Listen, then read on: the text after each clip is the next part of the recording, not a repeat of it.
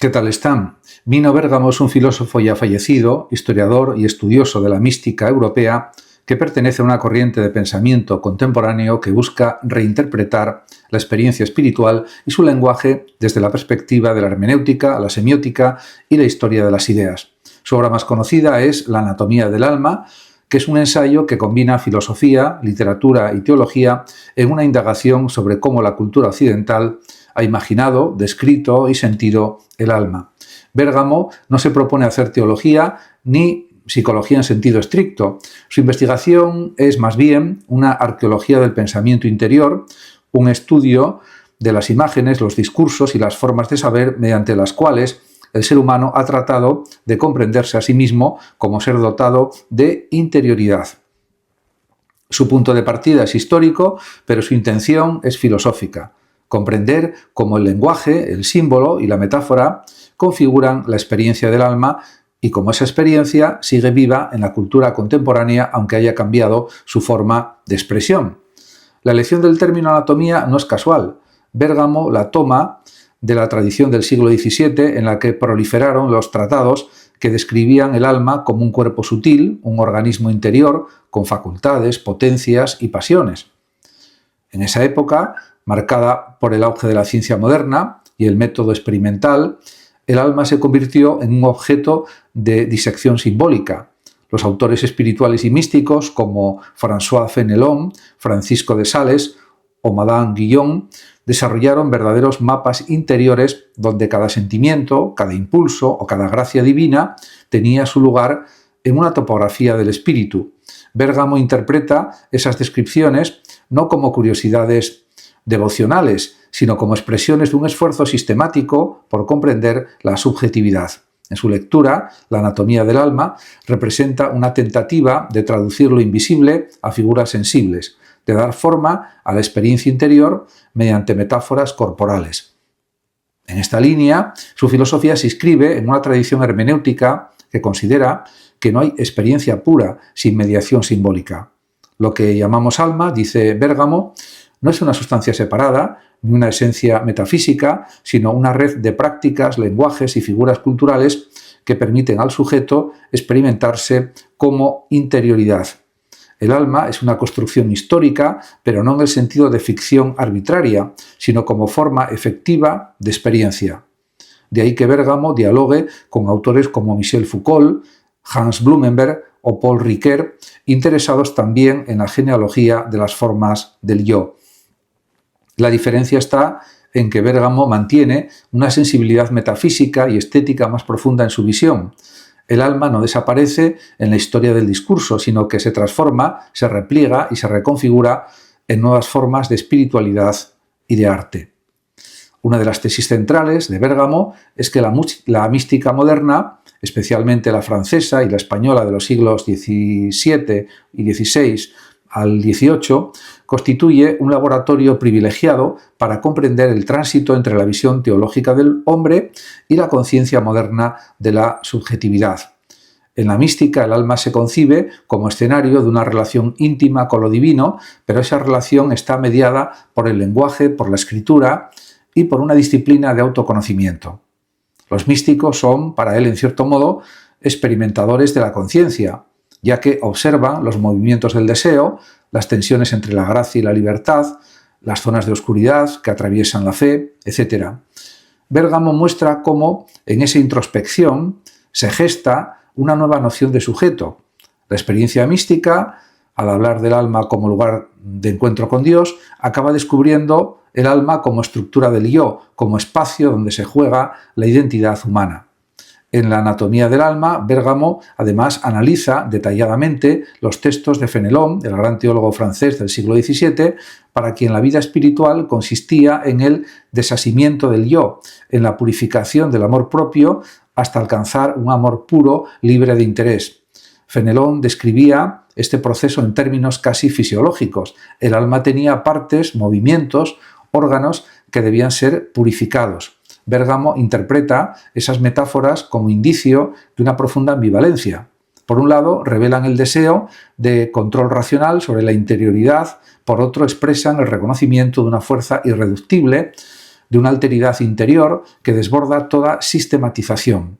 La anatomía del alma, en ese sentido, no es solo una clasificación de facultades, sino una dramaturgia del espíritu, un teatro donde se escenifica el drama de la libertad y la gracia. Además, el mérito de Bérgamo está en haber mostrado que esas descripciones no son simples restos de un pensamiento premoderno, sino que en realidad prefiguran muchas de las tensiones actuales en torno a la identidad. Hoy mismo, o en estos años, cuando las ciencias cognitivas y la psicología analizan el cerebro o la mente como sistemas complejos, la antigua anatomía del alma reaparece bajo nuevas formas. Bérgamo sugiere que lo que la modernidad ha llamado mente o psique es una versión secularizada de la vieja noción de alma. El lenguaje de la neurociencia ha sustituido al lenguaje teológico, pero la pregunta de fondo sigue siendo la misma. ¿Qué somos? ¿Cómo se articula la experiencia interior con el cuerpo, con el lenguaje y con el mundo? En esa continuidad, Bérgamo ve también un hilo conductor, la necesidad de pensar la interioridad no como un objeto cerrado, sino como un espacio de relación. De esta forma, se puede decir que su reflexión se vuelve propiamente filosófica y antropológica. El alma, dice Bérgamo, no es una sustancia ni un lugar, sino una dinámica. Es el movimiento mismo del ser humano que se abre al otro, que busca su origen y su sentido. La anatomía, entonces, se convierte en una poética del devenir. Cada órgano del alma, la memoria, el entendimiento, la voluntad, no es una parte fija, sino una forma de movimiento. De ahí su afinidad con la fenomenología. Describir el alma equivale a describir las estructuras del aparecer, las formas en que el mundo y el sujeto se dan mutuamente. También, a lo largo de su análisis, Bérgamo subraya el papel decisivo del lenguaje. No hay alma sin palabra, porque es la palabra la que crea el espacio interior. La mística, la poesía, la confesión o el diario íntimo son modos de escribir el alma. En cada uno de ellos, el sujeto se constituye narrativamente. El alma no preexiste al discurso, sino que se forma al narrarse. Sin embargo, Bérgamo se distancia del constructivismo radical. Para él, el lenguaje no inventa arbitrariamente la interioridad, sino que responde a una experiencia real de alteridad, a algo que se siente y que desborda la expresión. En ese punto, su pensamiento se aproxima a la tradición fenomenológica de la donación. Podemos pensar en Jean-Luc Marion, Michel Henry, etc. El alma es el lugar donde el ser se da, donde el otro irrumpe, donde el misterio se hace sensible, se podría decir. Un aspecto especialmente original de Bérgamo es su lectura estética de la espiritualidad. En lugar de concebir la experiencia mística como un simple asunto teológico, la entiende como una experiencia de forma. El alma es obra de arte para él. Así como el escultor da forma a la piedra, el sujeto da forma a su interioridad, mediante prácticas de escritura, meditación y contemplación. La anatomía del alma sería entonces un arte de sí, una estética de la existencia que no se reduce al esteticismo, sino que busca la belleza como manifestación de la verdad interior. Bérgamo se sirve aquí de la tradición neoplatónica, para la cual la belleza era el resplandor del bien. En la medida en que el alma se purifica, se embellece, y ese embellecimiento es también un conocimiento, sin ninguna duda. Y además, en sus páginas finales, La anatomía del alma, este libro sugiere una lectura contemporánea de esa tradición. En la era del nihilismo, del desencanto y de la tecnificación del sujeto, o la tecnologización del sujeto, se podría decir también, recuperar el lenguaje del alma significa devolver profundidad al ser humano. No se trata de volver a las antiguas doctrinas religiosas, sino de reconocer que el hombre o la mujer no pueden vivir sin una dimensión simbólica, sin un espacio de interioridad donde se articulen el sentido, el dolor y la esperanza. La pérdida del alma, advierte Bérgamo, es el precio de una racionalidad que pretende reducir todo a función o mecanismo. Y la tarea del pensamiento para él sería entonces reanudar el diálogo entre cuerpo y espíritu, entre ciencia y poesía, entre razón y misterio. En esa línea, Bérgamo propone una filosofía que podríamos llamar antropología hermenéutica del espíritu. Su método consiste en leer los textos espirituales no como documentos de fe, sino como ejercicios de pensamiento. Cada metáfora, cada imagen del alma, el espejo, la llama, el jardín, la fortaleza, el corazón, encierra una concepción del sujeto y de su relación con lo absoluto. Estudiarlas equivale a estudiar las formas de la autocomprensión humana. Así el alma se revela o se manifiesta como una construcción histórica que mantiene viva una pregunta universal: ¿qué significa ser interior? Además, la actualidad de su propuesta radica en que la cultura actual, dominada por la exterioridad de los medios y la inmediatez de la información, corre el riesgo de olvidar la profundidad. Bérgamo invita a volver a mirar hacia adentro, pero no para refugiarse, sino para reencontrar el sentido de la presencia. La anatomía del alma, leída hoy, puede entenderse como un ejercicio de resistencia frente a la dispersión, una defensa de la lentitud, del recogimiento, del silencio como condiciones del pensamiento. En un mundo saturado de imágenes, su llamada es a redescubrir la imagen interior, aquella que no se exhibe, sino que se contempla. En diálogo con las corrientes contemporáneas de la filosofía de la mente, Bérgamo sostiene también que la interioridad no es reductible a procesos neuronales. Hay en el alma una dimensión simbólica que ninguna descripción empírica puede agotar. Esta defensa del misterio no es anticientífica, sino complementaria. La ciencia explica cómo funciona el cerebro. La filosofía del alma pregunta por el sentido de esa experiencia. Su postura recuerda a la de Edmund Husserl cuando distinguía entre el mundo natural y el mundo de la vida. El alma pertenece a este último, al mundo de la vida. Es el horizonte de significación que hace posible cualquier conocimiento. Además de esto, en la tradición occidental, el alma ha sido el concepto que unifica razón, emoción y moralidad. Bérgamo intenta rescatar ese núcleo, pero traduciéndolo al lenguaje contemporáneo. En lugar de alma podríamos hablar de subjetividad, de interioridad simbólica o de experiencia del sentido. Sin embargo, el término alma conserva una resonancia poética y filosófica que ninguna otra palabra iguala. De ahí el título de su obra. La anatomía del alma no es la descripción de una sustancia, sino la cartografía de un modo de existir.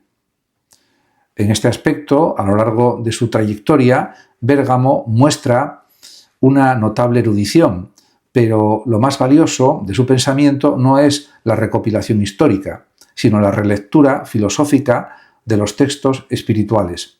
Su lectura de Fenelón, por ejemplo, no se limita al análisis teológico, sino que lo convierte en un ejemplo de lo que él llama gramática de la interioridad, un sistema de figuras mediante las cuales el sujeto organiza su relación con lo invisible.